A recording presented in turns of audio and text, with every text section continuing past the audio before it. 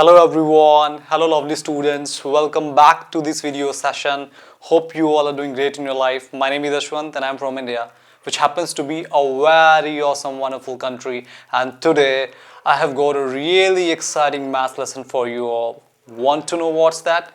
Then please don't skip and make sure to stay with me all around till the end. Here we go. So we have 25 to the power x minus 1 is equals to 5 to the power 2x minus 1 with a minus 100. And we have to find the value of x. Perhaps you all might have understood by now that we're going to use exponent laws for solving this one. Well, let's do it.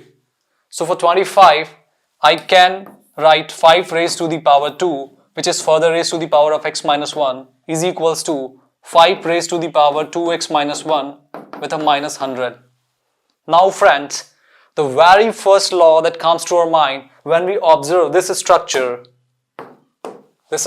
carefully is, whenever we come across a to the power m, which is further raised to the power of n, we can express it as a to the power m into n, right?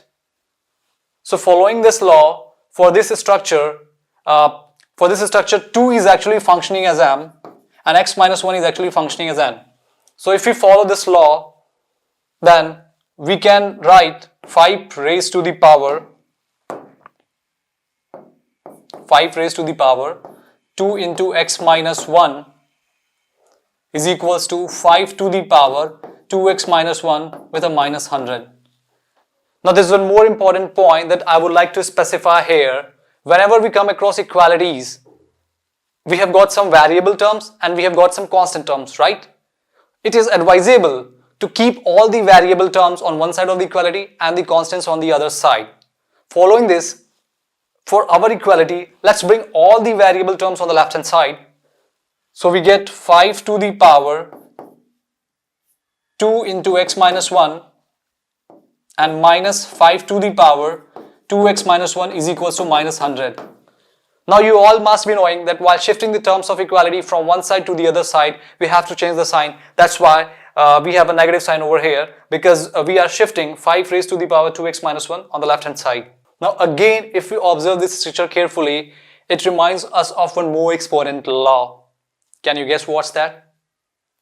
Well, some of my students would have already got the answer for this, and many of you might be wondering what's that. Well, let me say this for you all. So whenever we come across a to the power m minus n, we can express it as a to the power m upon a to the power m upon a to the power n. Following this, for our equality, we have, well, let's simplify this a little more. The exponent of the first term, we'll simplify it a little more. We'll get 5 2x minus 2. Okay, we multiply 2 with x minus 1, we'll get 2x minus 2 with a minus of 5 raised to the power 2x minus 1 is equals to minus 100. Now if we follow this law that we have just written, a to the power m minus n,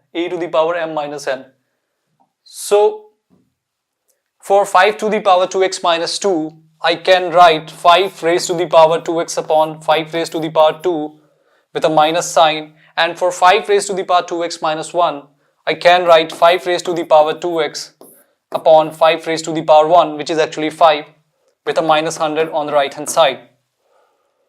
Let's simplify this a little more. From these two terms, we can take 5 to the power 2x common. So if we take 5 to the power 2x common, we are left with 1 by 5 square minus 1 by 5 is equals to minus 100. Now it's a simplification process. We'll keep it simplifying till we reach our destination. Alright.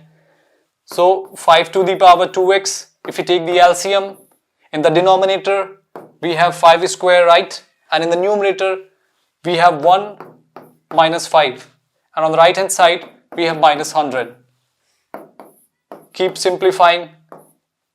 We get minus 4 by 25 is equals to minus 100. Now let's take this fraction on the right hand side.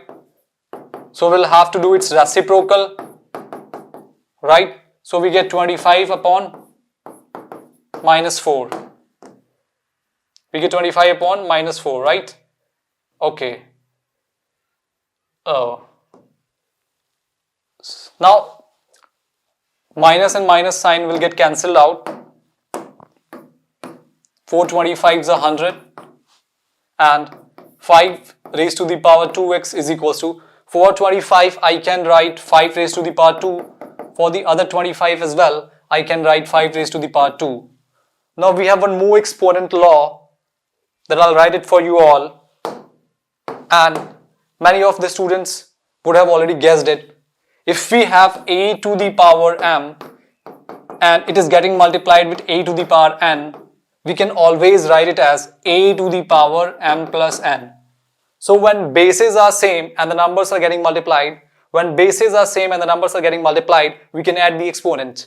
So here you all can see we have base as 5, which is identical, and they are getting multiplied. So we can add the exponents and we get 5 to the power 4. Right. And now the last and the final law that will take us to our destination or final answer is, whenever we have a to the power m is equals to a to the power n, whenever we have a to the power m is equals to a to the power n, then I can write m is equals to n. Okay. So following this, I can write 2x is equals to 4, which actually gives us x is equals to 2. So this is the final answer for this question. So this was all about today's session, and I did my best to make you all feel comfortable and happy. If you like this video, then please share it to your friends and loved ones, and make sure to subscribe my channel and hit the bell icon to get the notification of my next upcoming videos. See you all, my lovely friends, in my next upcoming videos with more exciting and awesome questions. Till then, bye bye, stay safe and have a nice day.